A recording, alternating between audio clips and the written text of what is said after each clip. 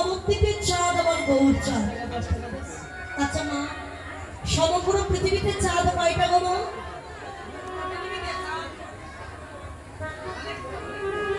চাঁদ কয়টা সমগ্র পৃথিবীতে? একটাই। তাহলে ওই চাঁদের সাথে আমার গৌর চাঁদের তুলনা করেছে, তাহলে কোন চাঁদের জ্যোতি বেশি? আমরা বলবো কেন সমগ্র পৃথিবীতে একটাই চাঁদ, ওই চাঁদের জ্যোতি বেশি। বাবা, ওই চাঁদের জ্যোতি বেশি নয়, আমার গৌর চাঁদের জ্যোতি বেশি। কেমন? ওই চাঁদ যখন আকাশে উদয় হয় তার কিরণ রশ্মি যে সমস্ত অন্ধকারকে নাশ করে দেয়, কিন্তু মনের অন্ধকার, বনের অন্ধকার আর ঘরের কোণের অন্ধকার কোনোদিন নাশ করতে পারে না।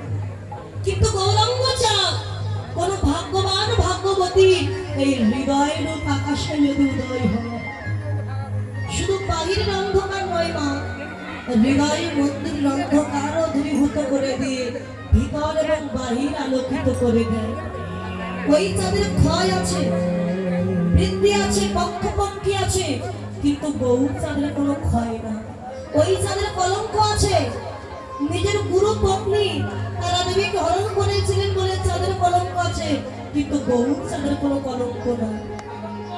ওই চাঁদ আগে ছিল 16 কলা, এখন বর্তমানে আছে 15 কলা, আর এক কলা আছে বাবা মহাদেবের জটার মধ্যে। কিন্তু আমার গৌর চাঁদ 16 কলাই পরিপূর্ণ। 16 কলা কি কি? তত্ত্বদর্শী বললেন অষ্টসিদ্ধি, অনিমা, লঘিমা, মহিমা, প্রাপ্তি, প্রাকাম্য, ঈশিতা, বসিতা, কর্মবশয়িতা। অষ্টসিদ্ধিরূপে 8টা চাঁদ বা অষ্টকলা, 8টা কলা বলা হল। এরপরে হচ্ছে ষড়ৈশ্বর্য। কি কি? ঐশ্বর্য, বীর্য, যশ, শ্রী, জ্ঞান, বৈরাগ্য। ষড়ৈশ্বর্য 6টা কলা, তাহলে 8 আর 6 হলো কত? 14। বাকি রইল 2। এক কলায় নবদ্বীপের মাঝে তিনি গৌর রূপে হলেন অবতীর্ণ। এটি হচ্ছে করুণার কলা, মানে করুণা করে তিনি নেমেছেন নবদ্বীপে। এটা হচ্ছে করুণার এক কলা, হলো 15 কলা। বাকি রইল আর এক কলা, সেটা কি? আর এক কলায় পারিষদ ভক্তগণকে নিয়ে নবদ্বীপে করেন হরিনাম। 16 কলায় পরিবর্তন।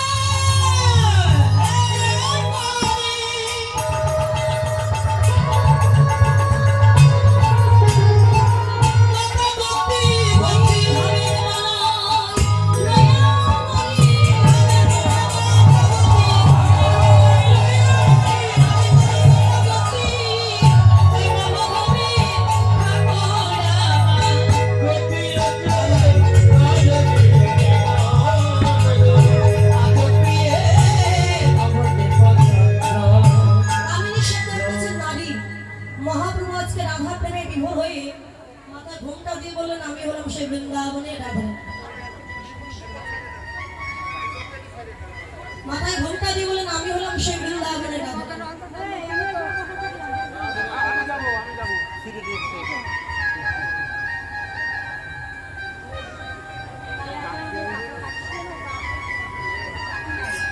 আমি হলাম সেই বৃন্দাবনের রাধারানী। আজকে আমি যাবো সন্ধ্যা পূজা করতে। গতি হচ্ছে গজযোগী মন্দ। গজ মানে হচ্ছে হাতি। আচ্ছা হাতি চলন গতি কেমন হবে? হাতি চলন গতি হচ্ছে শান্ত ধীর। আজকে মহাপ্রভু হাতির মতো চলেছেন হেলে দুবে। যাত্রার মতো এই ললিতা এই বিশাখা আমরা সূর্য পূজায় যাই। আচ্ছা আমার নবদ্বীপে তো ললিতা বিশাখা নাই, ছিল বৃন্দাবনে। তাহলে কলিযুগে নবদ্বীপে ললিতা বিশাখা কাজের বললেন রায় রামানন্দ স্বরূপ দামোদর। এনারাই সেই বৃন্দাবনের ললিতা এবং বিশাখা নামক সখী, যারা নাম ভেদ করে আর ধাম ভেদ করে এসেছে নবদ্বীপ ধামে। তাই মহাপ্রভু বললেন আজকে আমি সূর্য পূজায় যাবো। গতি হচ্ছে গজযোগী মন্দ। যাচ্ছেন হেলে দুলে, যেন হেলে দুলে যাই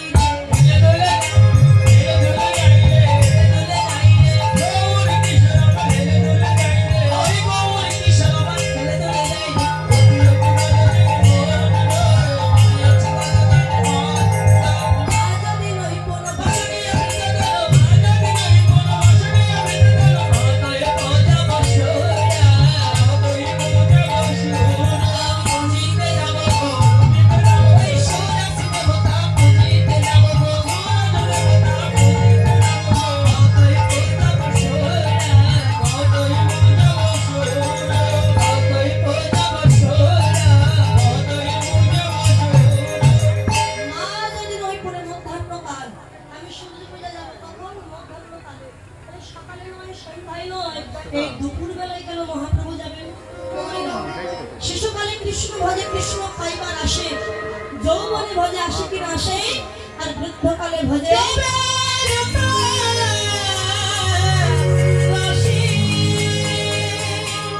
শিশু বয়সে মন থেকে পবিত্র পরিষ্কার। সেখানে একবার যদি কৃষ্ণ ভক্তির অঙ্কুর হয়, ওই গাছ আর কখনো কোনো দিনের জন্য কেউ মারতে পারে না। কিন্তু একবার যখন বৃদ্ধ হয়ে যাবে আর কৃষ্ণ ভজনে যেতে পারবে না, সংসার আবাদী হবে। যারা বৃদ্ধ ঠাকুমা দাদু আছেন মালা জপ করতে বসেছেন সন্ধ্যাবেলা, নাতি গিয়ে বলছে ও ঠাকুমা আমার হাতে কি নিয়ে আর কি করছো? দাদু ভাই এটা জপ মালা। কি করছো তুমি? মালা জপ করছো। আরে মালা জপ ছেড়ে দাও তো, আমার সাথে গল্প করা আমার ঘুম পাচ্ছে। এখন নাতি বলছে ঠাকুমা মালা জপ বাদ দিয়ে নাতির সাথে গল্প করতে শুরু করেছে। এখন 2 দিন পরে ওই ঠাকুমা বৃন্দাবন যাওয়ার জন্য বাহির হয়েছে। নাতি গিয়ে বলছে ঠাকুমা কোথায় যাচ্ছ? দাদু ভাই বৃন্দাবনে যাচ্ছে। ও ঠাকুমা তুমি যদি বৃন্দাবনে যাও, রাতটা আমি কার কাছে ঘুমাবো বলো? কি গল্প শোনাবে? বুঝতেই তো পারছে আসলে চাইতে সুদের জন্য মানুষের পড়ে বেশি। মানে ছেলে মেয়ে চাইতে নাতি নাতনির জন্য ঠাকুমা দাদুদের একটু বেশি পড়ে। তা নাতি কষ্ট পাচ্ছে বলে ঠাকুমা চিন্তা করলো যাক আমার নাতি কষ্ট পাবে, এবছর যাবো না, সামনের বছর যাবো। পরের বছর নাতি একটু বড় হলো, ঠাকুমা একটু বৃদ্ধা হয়ে গেল। ওই নাতি তখন গিয়ে ঠাকুমাকে দেখে বলছে এই বুড়ি তুই কবে মরবি? তো যারা তো সহ্য হচ্ছে, দেখেছেন যে নাতির জন্য বৃন্দাবনে গেলেন না, ওই নাতি আজকে আপনার ভজন পথের বাদী হয়ে আজ বলছে বুড়ি তুই কবে মরবি। এই হচ্ছে সংসারের বাধা। যদি কৃষ্ণ ভজনে যেতে হয় শিশুকাল হলে ভালো, আর না হলে যৌবনকাল। আর যৌবনকাল যদি চলে যায় বৃদ্ধকালে কৃষ্ণ ভজন খুব কঠিন হবে। এই মায়াকে ত্যাগ করে কৃষ্ণ ভজনে যাওয়া খুবই কঠিন। এই চলো আমরা এই মধ্যাহ্নকালে কৃষ্ণ ভজনে যাই। কম্প পুলক ধাম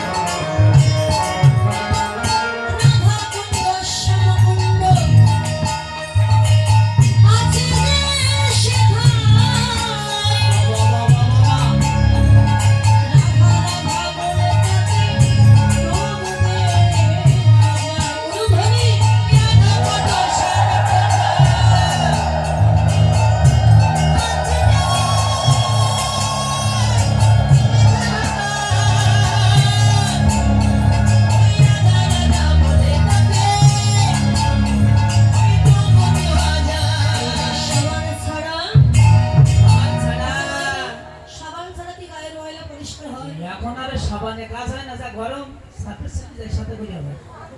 দেখেছেন তো সাবান দিয়ে না হয় গায়ের ময়লা পরিষ্কার হবে মা, হয় না, কিন্তু মনে যে ময়লা আছে আমাদের সাবান সাবান সাবান খেতে হবে, তাহলে আবার ভিতরে ময়লা পরিষ্কার হবে। সাবান খাবো, সাবান খেলে হবে না, মনের ময়লা যদি দূরীভূত করতে হয় রাধা নাম করে রাধা কুণ্ডে স্নান করলে গায়ের নয় মনের ময়লা পরিষ্কার হয়ে যায়। সাবান ছাড়া আচ্ছা সাবান ছাড়া সাবান ছাড়া সাবান ছাড়া মনের ময়লা ধুয়ে মুছে যায়। হরি বল। ওই ধুয়ে মুছে যায় বৃন্দাবনে, বৃন্দাবনে, বৃন্দাবনে দেখে যাবি না, আয় আয় রাধে প্রেমের দুনিয়া, আমার রাধার প্রেমের দুনিয়ায় গো, প্রেমের দুনিয়ায়, রাধার প্রেমের দুনিয়ায়।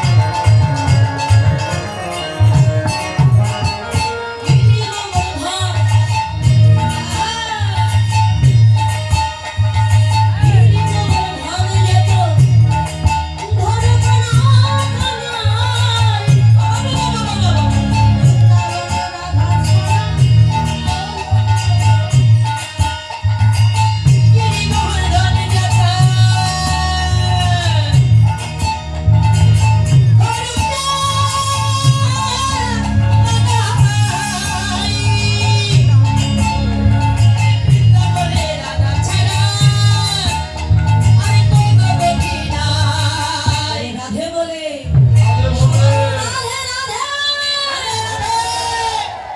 আপনি কিন্তু বলেননি মাইনা রাধে রাধে, সবাই মিলে বাহু উত্তোলন করে রাধে রাধে রাধে রাধে রাধে বলে রাধে বলে রাধে বলে ভাসে সবে প্রেমের যমুনা।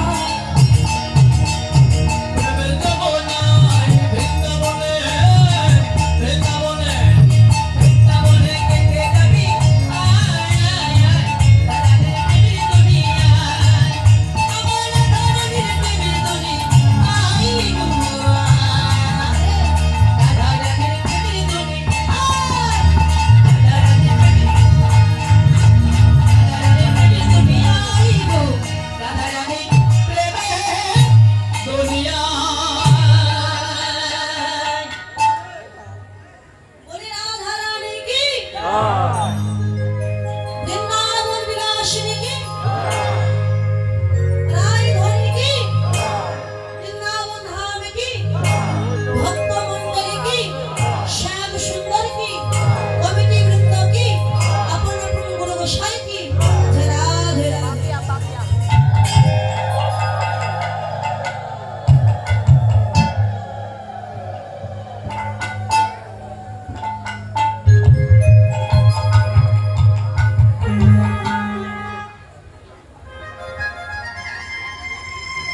মধুরা বৃন্দাবন ধাম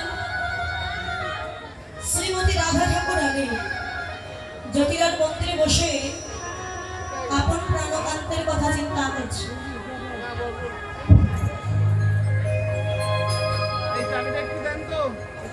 এমন সময় ললিতা বিশাখা অষ্টসখীগণকে ডেকে বললেন, সখীরে একটু আগে আমার প্রাণ গোবিন্দ ধনুবৎস শাখাগণকে সঙ্গে নিয়ে হই হই রব করে গোষ্ঠ গোচারণে যাত্রা করেছিল সখী। আমি বসেছিলাম অট্টালিকার উপরে। অট্টালিকার উপরে বসে কি দেখলাম জানিস? আমার বধূ বুঝি সুখে নাই। এই শোন, তোর বধূ সুখে নাই তুই কি করে জানলি? ললিতা, আমাদের যে একটি পরাণ আর দুইটি দেহ, বধূ যদি সুখে থাকে আমি আগে জানতে পারি, আর বধূ যদি দুঃখে থাকে তবু আমি আগে জানতে পারি। প্রখর রবির তাপে যখন গোবিন্দের চাঁদ বদন মলিন হয়েছিল, আমার কি মনে হয়েছিল জানিস? ললিতা রে, আমি যদি মেঘ হইতাম,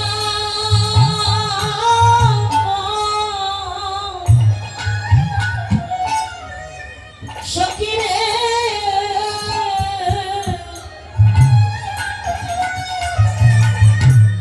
আমার বধূর অঙ্গে আমি ছায়া দিতাম। সখী রে, সখী রে, আমি যদি বের হইতাম,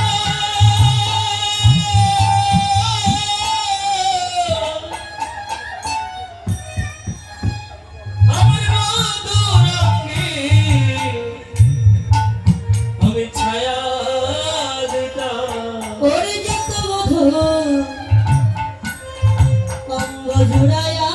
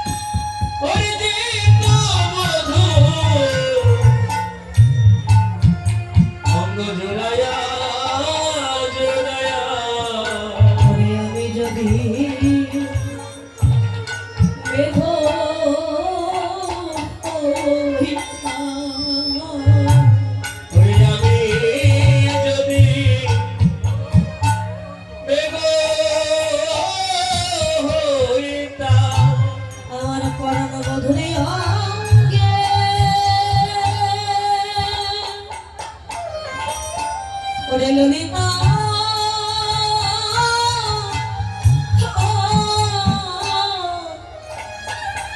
আমার বধূর অঙ্গে আমি ছায়া দিতাম।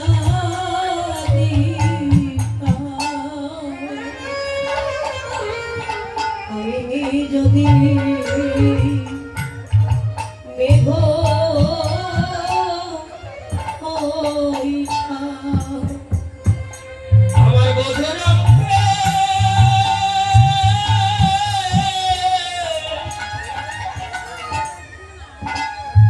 আমার বধূর অঙ্গে আমি ছায়া দিতাম। আমি যদি মেঘ হইতাম। সখী ললিতা রে, আমি যদি ব্রজের বালক হইতাম, আমার বধূর সঙ্গে আমি বুঝে যেতাম।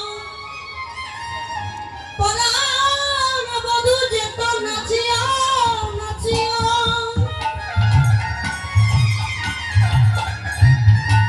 কিন্তু আমার মনোবাসনা যে পূর্ণ হলো না। আমি এমন এক বাদিনীর ঘরে বসত করি, এই বাদিনীর ঘরে যারা বাস করে ললিতা রে, তারা কেউ তো আমার ভালোবাসবে না। তারা কেউ তো আমায় ভালোবাসে না। আমি কৃষ্ণ ভালোবাসি।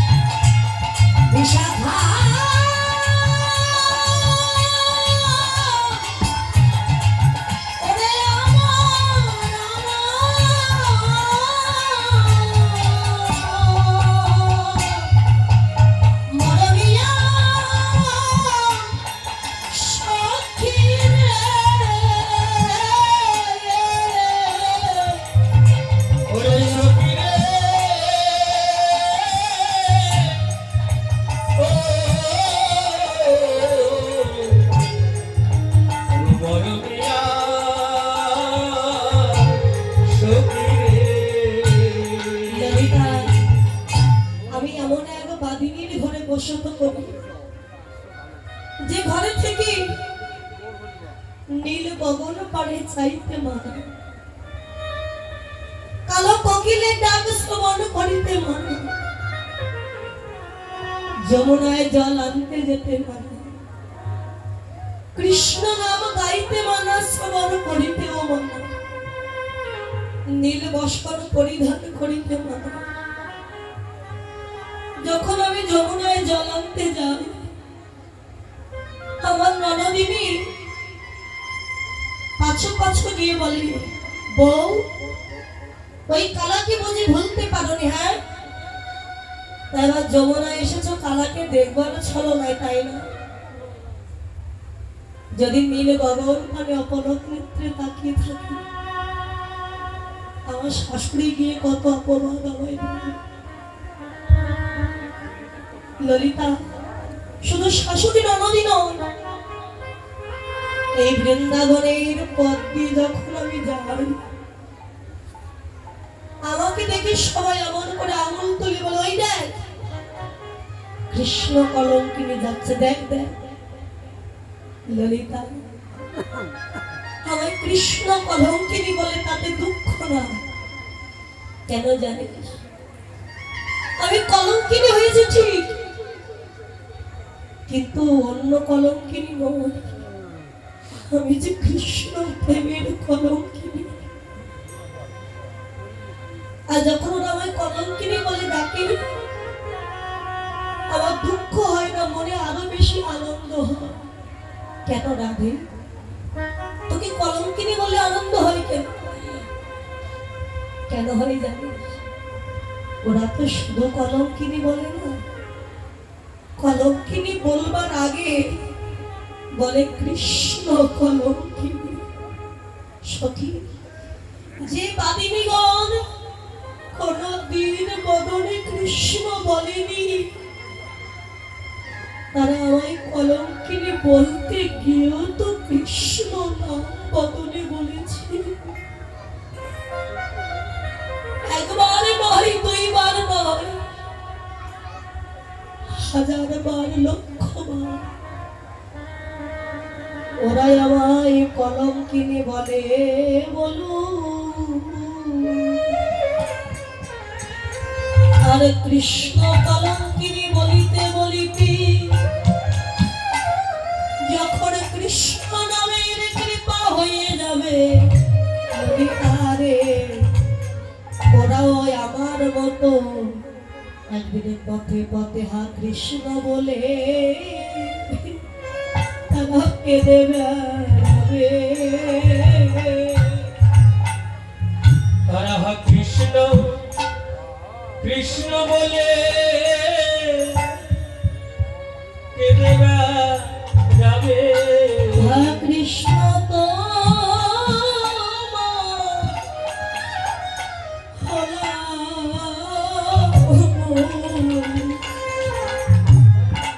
কৃষ্ণ বলে তারা কেঁদে বেড়াবে। কৃষ্ণ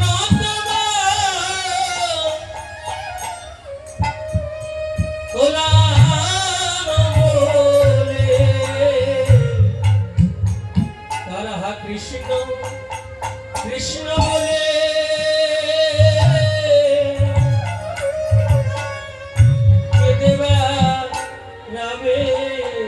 আরে কেঁদে কেঁদে কি বলবি জানো, আমরা কোথায় গেলে পাবো কৃষ্ণ ভক্তের চরণ ধুলি? বলে আমরা কোথায় গেলে পাবো কৃষ্ণ ভক্তের চরণ ধুলি? বলে আমরা কোথায় গেলে পাবো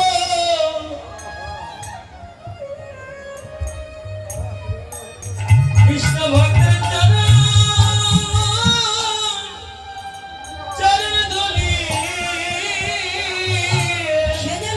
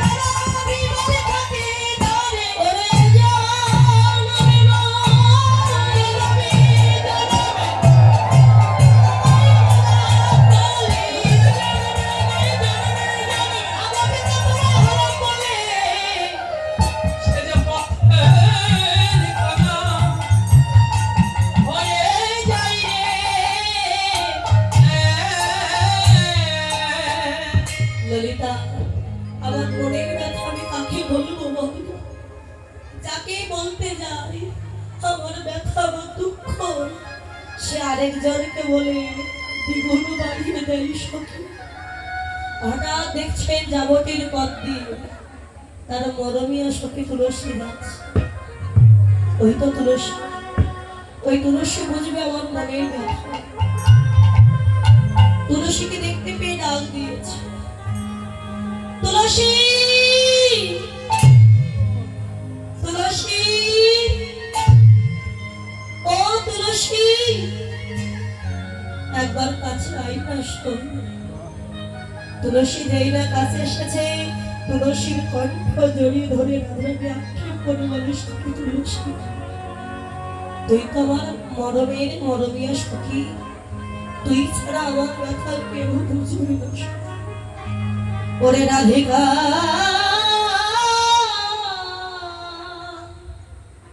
রূপসী,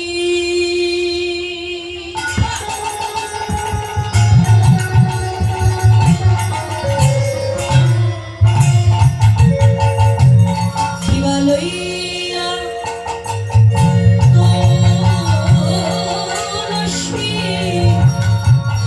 কহে মধুর আধারে, কহে মধুর কথা। এবার রাধিকা রূপসী,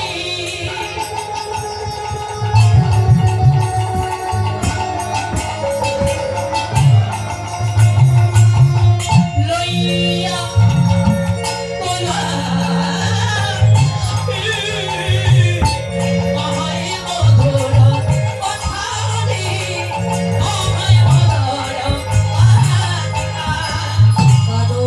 কারণে গমন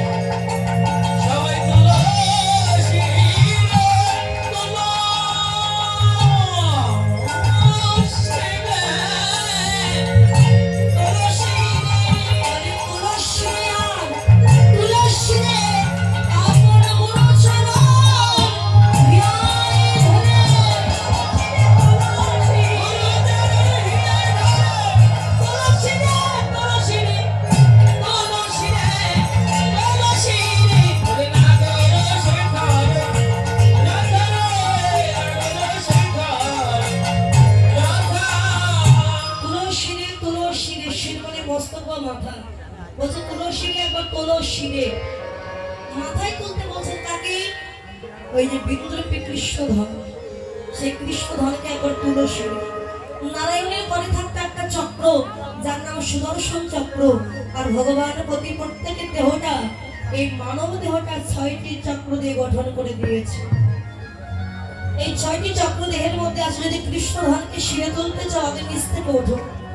গুজ্জ বলে মূলাধার চক্র ভেদ করে, লিঙ্গ বলে স্বাধিষ্ঠান চক্র ভেদ করে, নাভি বলে মণিপুর চক্র ভেদ করে, বক্ষে অনাহত চক্র ভেদ করে, কণ্ঠে বিশুদ্ধ চক্র ভেদ করে, ভুরুজ বলে 2 অঙ্গুল ঊর্ধ্বে দ্বিদল পদ্মে আজ্ঞা চক্র ভেদ করে, সহস্র সারে সহস্র দল পদ্মে গুরুর কৃপায় যদি কৃষ্ণধনকে তোলা যায়, ওই কৃষ্ণধন হারানোর ভয় আর কোনোদিন থাকবে না। বাবা, একবার কৃষ্ণধনকে শুরু তুলে রাখো। প্রতি প্রত্যেক দেহে, মানব দেহে কৃষ্ণধন বিরাজ করছে। ভগবান বলেন সবার দেহে আমি থাকতে চাই, কিন্তু জীব আমাকে রাখতে জানে না বলেই তো আমি চলে যাই। কৃষ্ণধনকে ধরে রাখতে পারে কারা? জগতের সতী নারী যারা, তারাই পারে স্বামীকে বাঁচিয়ে রাখতে, আবার তারাই পারে স্বামীকে মৃত্যুর পথে ঠেলে দিতে। তাই স্বামী মানে কে? ওই যে জগতের স্বামী। দেখো, কৃষ্ণ যতদিন দেহে আছে ততদিন ওটা আমার স্বামী। আর যখন ওই কৃষ্ণধন আত্মারূপী কৃষ্ণ চলে যায়, তখন কি বলে? ওটা আমার স্বামী নয়, আমার স্বামী আমায় ছেড়ে চলে গেছে, স্বামীর মৃত দেহটাই পড়ে আছে। মানে স্বামীর দেহ পড়ে আছে, স্বামী আমায় ছেড়ে চলে গেছে। দেহ থেকে কে চলে যায়? আত্মা। আত্মাই হচ্ছে কৃষ্ণ, পরমাত্মা কৃষ্ণ ভগবান। তিনি যতদিন আছে ওটা আমার স্বামী, তিনি যখন চলে যান ওটা আমার স্বামী নয়, ওটা হচ্ছে স্বামীর মৃত দেহ। তাই স্বামীকে ধরে রাখতে পারে এই জগতের সতী নারী যারা, তারাই বাঁচিয়ে রাখতে পারে। বেভিচারী নারী হলে রতি হয় নাশ, অতএব তার সঙ্গতে যে নির্যাস।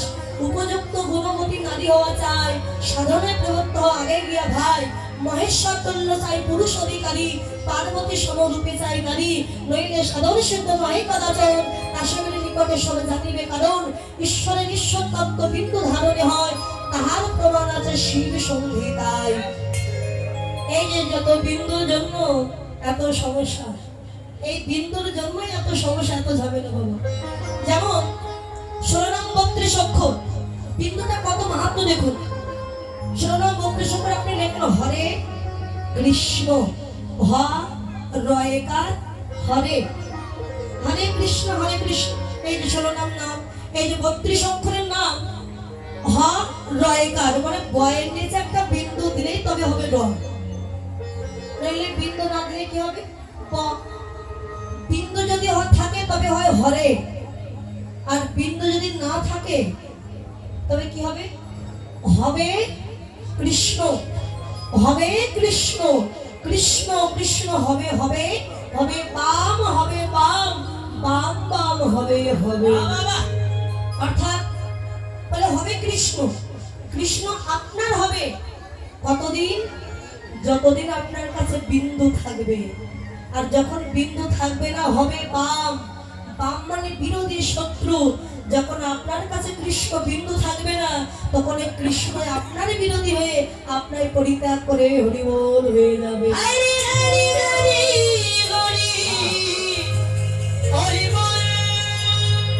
এই সতী নারী, এই যে নারীকে 3 ভাগে ভাগ করলেন মহাজন, স্ত্রী, বউ, সহধর্মিণী। নারী যদি স্ত্রী কিংবা বউ হয়, ও মায়েরা, আপনাদের মধ্যে যদি কেউ স্ত্রী থাকার হাত তুলতে পারে? যদি কেউ স্ত্রী থাকার হাত তোলে, বাঁচা গেল। আচ্ছা, যদি কেউ বউ থাকে হাত তুলতে পারেন? বউ, তাও বাঁচা গেল। আচ্ছা, যদি কেউ সহধর্মিণী থাকে তবে হাত তুলতে পারে? আচ্ছা, তাহলে মায়ের কি শুধু নারী? বলে হাত তুলবো কেন? হাত তুললে যদি কিছু বলে। সহধর্মিণীকে, যে স্বামীকে ধর্মের পথে যেতে সাহায্য সহযোগিতা করে জগতে, সেই হলো সহধর্মিণী। সহধর্মিণী হয়ে মরা স্বামীকে জীবিত করেছিল সত্যবান সাবিত্রী, বেহুলা লক্ষিন্দর। এই যে সতী নারী, তা যদি ভজন পথে যেতে হয় বাবাদের বলছি ভজন পথে যেতে হলে নিজ নিজ স্ত্রীর চরণ ধরবার প্রয়োজন। ধরে নাকি স্ত্রী অনেকে বলবে দূর বইয়ের চরণ কেউ ধরে? মায়ের মনে মনে বলছে একটু বেশি করে বলো যাতে আমাদের চরণ ধরে বলো। বইয়ের চরণ তারা ধরে যারা জানে যেখানে উৎপত্তি জীব সেখানে ক্ষয়, তাহাই ভজিলে জীব মোক্ষ পাবে।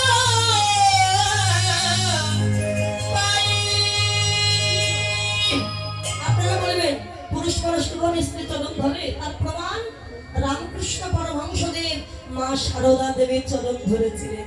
আর এটাও যদি বিশ্বাস না হয়, আপনাদের সব থেকে বড় প্রমাণ ভগবান কৃষ্ণ ধরেছিলেন রাধা রানীর চরণ। রাধে, তুমি আমার গুরু আর আমি শুধু তোমার চরণের দাস। এত ভালোবাসতে যে তার প্রমাণ দেওয়ার জন্য রাধার চরণের ধারে কৃষ্ণ দাস ক্ষত লিখে দিয়েছে। এই হচ্ছে সহধর্মিনী, যে স্বামীকে ধর্মের পথে যেতে সাহায্য সহযোগিতা করে। তাহলে কৃষ্ণ কোথায়? বৃন্দাবন, গয়াকাশী, নবদ্বীপ, মথুরা। কত মানুষ তো তীর্থে গেছে, কই কৃষ্ণ তো দেখতে পাইনি। কৃষ্ণ অন্য কোথাও নয়, যাহা আছে বিশ্ব ব্রহ্মাণ্ডে, তাহা আছে দেহ ভাণ্ডে। দেহের মধ্যে বিন্দু রূপে তোমার আছে কৃষ্ণ।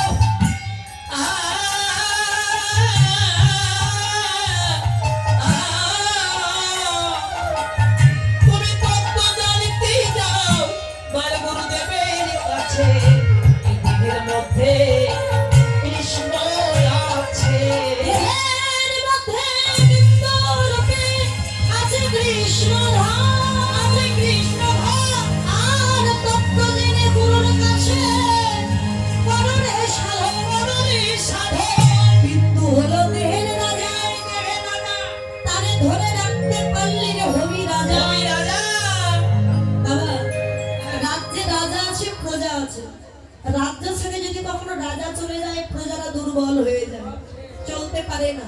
দেহটা হচ্ছে রাজত্ব। এই দেহ রাজত্বে প্রজা কারা? চোখ, মুখ, হাত, কান, এক একটা ইন্দ্রিয় হচ্ছে এক একটা প্রজা।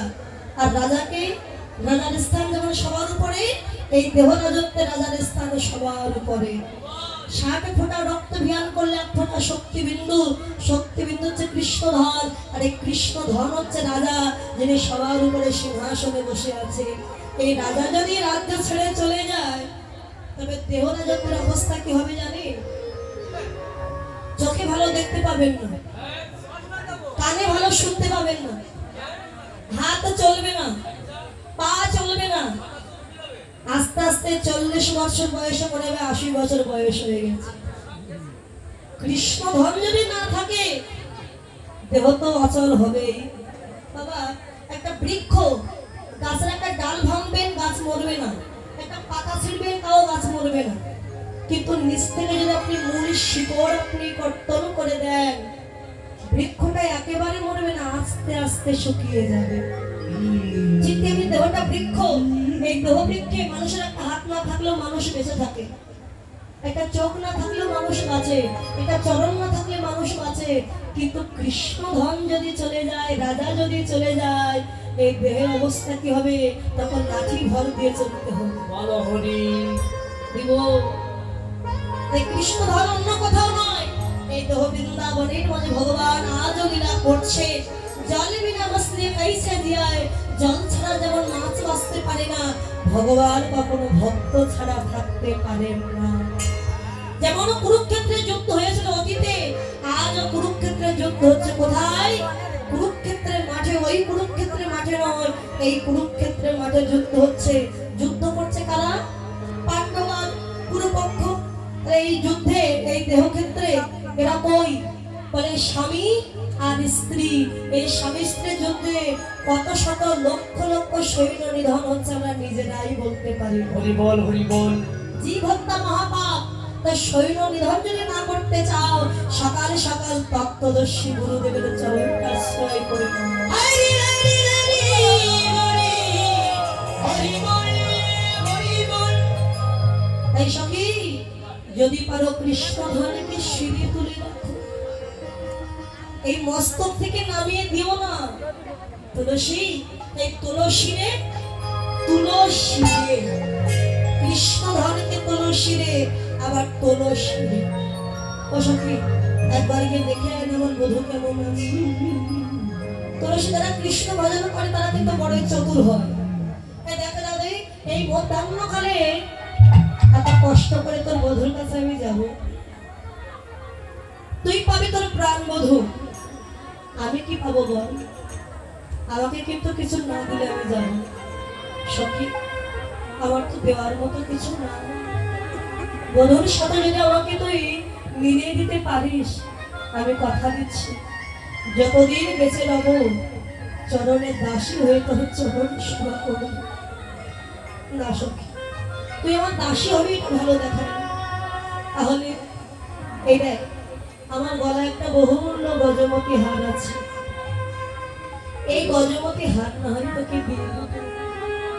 তুলসী কেঁদে বলে, রাধে রে,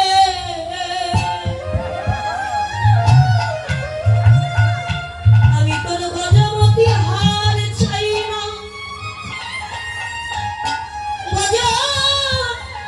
গজমতি হার, ওই গজ এবং হার বাদ দিলে মাঝখানে থাকে শুধু মতি। আমি মতি চাই, কিসে মতি? যেদিন এই তোর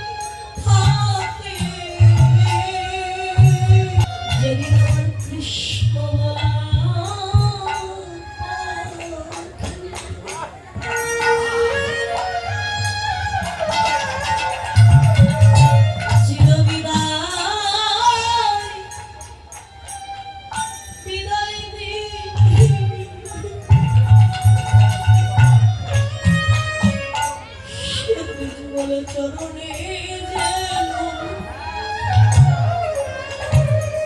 মতি থাকে। আমার কৃষ্ণ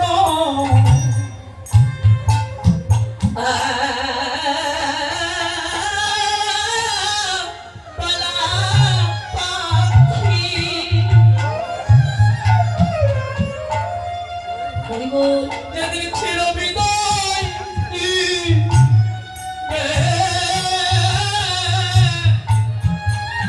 সখীরা সেদিন যুগল চরণে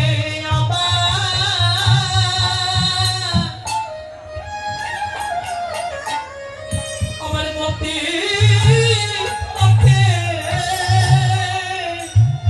যেদিন ওই ভব নদীর পাড়ে গিয়ে দাঁড়াইব, সেদিন যে আমার পারের পরিবর্তে কিছুই থাকবে না। সেদিন আমার পারের করে কি হবে জানি, শুধু তুলসীর নয়, যেদিন আমাদের প্রাণ পাখি উড়ে যাবে, সেদিন ওই ভক্তের চরণ ধুলি হবে ভগবানের করি। এই জগতে বলে যত ভক্ত আছে, সেই ভক্তগণ যখন কৃষ্ণ পূজা দেবে, ওই প্রসাদের উপরে যতক্ষণ একটি তুলসীর পাতা নিবেদন না করবে, ওই প্রসাদ আমার গোবিন্দের সেবায় লাগবে না। যা তুলসী একবারে কি দেখে আইলো বধূ কেমন আছে, সময় বুঝে যাওয়া, সময় গেলে কিন্তু কৃষ্ণ দেখা পাবে। ওরে সময় বুঝিয়া সরস হইয়া সময় পুষ্পিয়া ষোড়শী হইয়া সময় বলিয়া সরস হইয়া আর মিলিবে না কোনো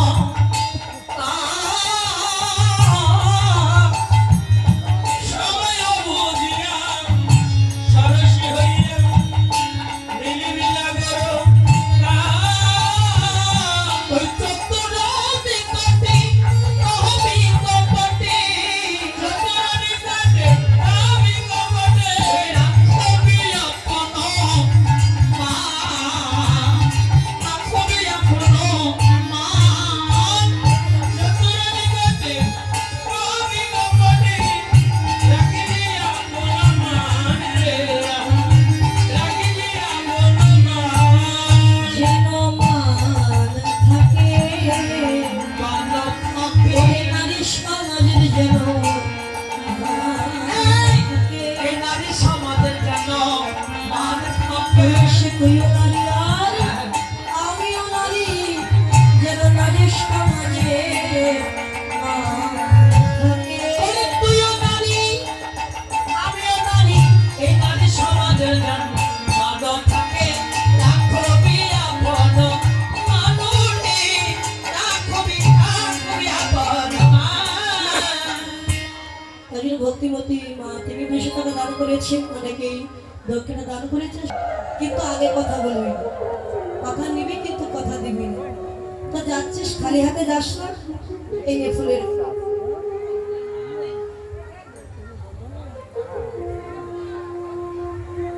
এই ফুলের মালা আর তাম্বুল নিয়ে যা। তাম্বুল মানে পান, আমার বধূ বড়ই খুশি হবে যা সব। তাই তো হলো শিওরসি মনেতে হরসি, তুলসী তুলসী মনেতে হরসি, তুলসী তুলসী মনেতে হরসি, চলিও রইলো বলে, চলিও রইলো বলে। কর্পূর তাম্বুল লয়া ফুল হার, করিল সরসী কোলে, লয়া ফুল হার, করিল সরসী কোলে।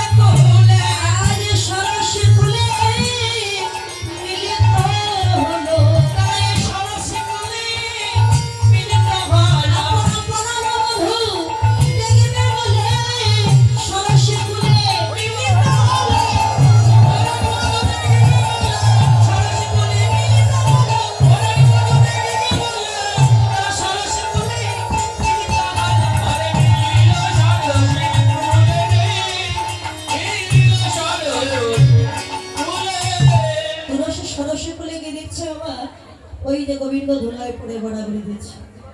তা গোবিন্দকে দেখতে পেয়ে তুলসী না দেখার ভাব দিয়ে চলে যাচ্ছে। এবার গোবিন্দ দেখছে কি তুলসী যাচ্ছে না ওটা, হ্যাঁ তুলসী তো, তাই এদিকে না সে ওদিকে যাচ্ছে। ও বুঝতে পেরেছে, চিনতে পারছি আমি ধুলা দেখেছি তো, এই তুলসী বোধহয় আমার দিকে চিনতে পারিনি, তাই চলে যাচ্ছে। শিবরে করে ধুলা ঝেড়ে নিয়ে ডাক দিয়েছে, ও তুলসী, তুলসী। ও তুলসী। তুলসী বলে আমি যাচ্ছি নিজ কাজে, কে আমার পাশে ডাকে? তাকে দেখছি গোবিন্দ। ও বধূ তুমি? চিনতে পারোনি? তাই বলো। আমি ভাবছি কে না কে যেন আমায় ডাকছে। দেখিয়া তুলসী না বলে তুলসী যতনে বসায় কাছে, যেই না আদর করে কাছে বসিয়েছে তুলসী এসে বসে। আর তুলসীর সুযোগ বুঝে সে মালা দিয়েছে গোবিন্দের বলে। যেই না মালা পরিয়ে দিয়েছে ওকে জ্বালা দ্বিগুণ বেড়ে গেছে।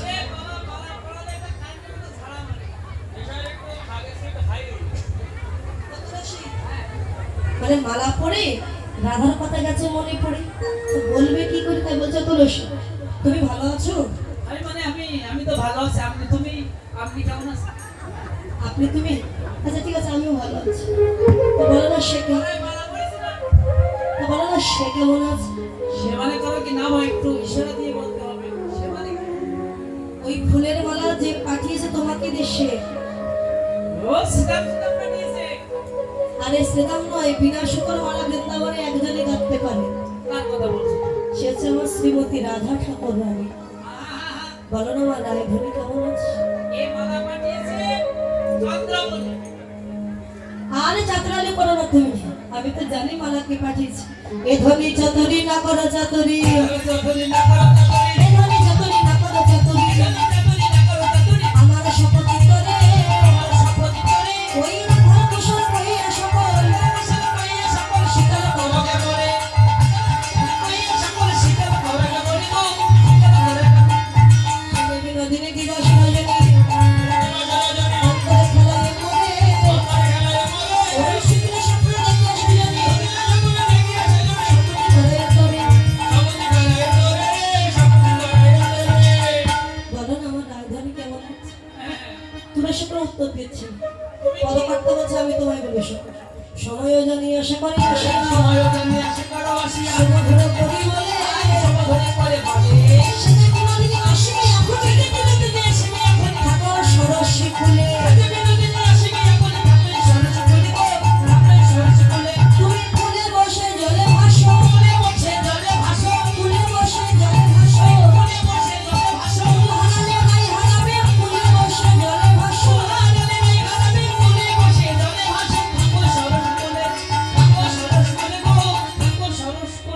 বন্ধু, যদি রাধার দেখা পেতে চাও তুমি ফুলে বসে জলে ভাসো। ফুলে বসে জলে ভাসা যায় নাকি বাবারা? কি ভাসা যায় না? কারে বলে? কুলে বসে জলে ভাসতে হবে। কারে বলে? কুল মানে নদীর কুল, সাগরের কুল। তাহলে আমি কুলে বসে যদি আমি জলের না নামে আমি ভাসবো কি করে? তোমার কি মাথা ঠিক আছে? তুমি কেন এই কথা বললে? আরে বধূ শোনো, এই সরস্বী কুলে বসে আছো, এই কুলেই বসো, কুল ধরে বসে থাকো, কুলে বসে তুমি জলে ভাসো। কোন জল? তুমি নয়ন গঙ্গার জলে ভেসে যাও। আর রাধা বলে তুমি কেঁদে নাও, যত কাঁদবে রাধার কৃপা ততই নামবে। এ জগতে না কাঁদলে যেমন মা কাছে আসে না, সন্তান না কাঁদলে কি মা কাছে আসে? আর ভক্ত না কাঁদলেও কোনোদিন ভগবান ভক্তির কাছে আসে না। এতদিন তো কৃষ্ণ বলে ভক্তরা কেঁদেছে, আজকে ভগবান তুমি ভক্তের নামে কাঁদো, দেখবে রাধার নামে কাদার মধ্যেও আনন্দ আছে, সুখ আছে। চৈতন্য ভগবত বললেন কৃষ্ণ প্রেমানন্দে কাঁদে যে সুকৃতি জন, সে ক্রন্দন শ্রবণে হয় সর্ববন্ধ বিমোচন। কৃষ্ণ বলে কাদার মধ্যেও সুখ, আর এই কৃষ্ণ নামের ক্রন্দন ধ্বনি যদি অন্য কেউ শ্রবণ করে, যে কাছে তার যেমন মঙ্গল, অন্য কেউ শ্রবণ করলে তারও মঙ্গল। বল কুলে বসে তুমি রাধা বলে কাঁদো, তবে কৃপা হবে। আচ্ছা বধূ তুমি এমন করে ধুলা মেখেছো কেন? আমি মাখিনি। আর আমি নিজে ধুলি মাখিনি তুলসী। কে মাখিয়েছে? আমার মনে হয় এই ব্রজের বাতাস ভালো, বাতাসের সময় ধুলো মাখিয়ে দিয়ে গেছে। এদিকে রায়ধনী ললিতাকে ডেকে বলছে, হ্যাঁ রে সখী ললিতা, বল। তুলসীকে কখনো পাঠিয়েছে কৃষ্ণ দলের সঙ্গে, এখনো তো এলো না। আরে আসবে কি করে? ও তো কৃষ্ণপ্রিয়, সে হয়তো কৃষ্ণের চরণ সেবা লেগে গেছে, আর ফিরে আসবে না। তুলসী ফিরে এসে বলে, রাধে রাধে। রাধে রাধে। ও রাধে, আমি কৃষ্ণ সেবায় লাগেনি, ফিরে এসেছি। শেষ করেছি। আর এই মালা আমি প্রসাদে করে গোবিন্দের গলা থেকে আবার খুলে এনেছি এনে না। ওই প্রসাদী মালায় বা রায়ধনী বুকে জড়িয়ে ধরে কাঁদছে, সখী কেমন করে আমার গোবিন্দের দর্শন আমি পাবো। তুলসী বলে, রাধে কৃষ্ণ ভজনে যদি যেতে হয়, লজ্জা ঘৃণা ভয় দিন থাকিতে নয়, তোকে একটু ছলনা করে কাটতে হবে। ছলনা করে শ্বশুরের সামনে কেঁদে কেঁদে বলবি, মা আজকে নিশিত স্বপ্ন দেখেছি আমার পতি দেবতা মারা গেছে। ছি, ছি, ছি। এত বড় মিথ্যা কথা আমি বলতে পারবো না। ঘোর অমঙ্গল হবে জান্তপতি বেঁচে থাকতে। কৃষ্ণ ভজনে একটু একটু মিথ্যে বললে এতে কোনো অপরাধ হবে না। তো অপরাধ নেই। খালি বলবো, ঠিক আছে? শাশুড়ি কাজটা দেখে রায়ধনী কাঁদতে শুরু করে দিয়েছে। শ্বাস ছাড়িয়া শ্বাস মুখে কাঁদে বিনোদিনী, কাঁদে বিনোদিনী। শাশারিয়া শাসমুখে কাঁদে বিনোদিনী, কাঁদে বিনোদিনী। আর কাশ পাইয়া বাস গুছাইয়া মোছে চোখের পানি। আর বাড়ি গোটাইয়া মুছাই চোখের পানি। শাশারিয়া শাসমুখে কাঁদে বিনোদিনী, কাঁদে বিনোদিনী। শাশারিয়া শাসমুখে কাঁদে বিনোদিনী, কাঁদে বিনোদিনী। বাবা গো। জটিলা চিন্তা করছে কি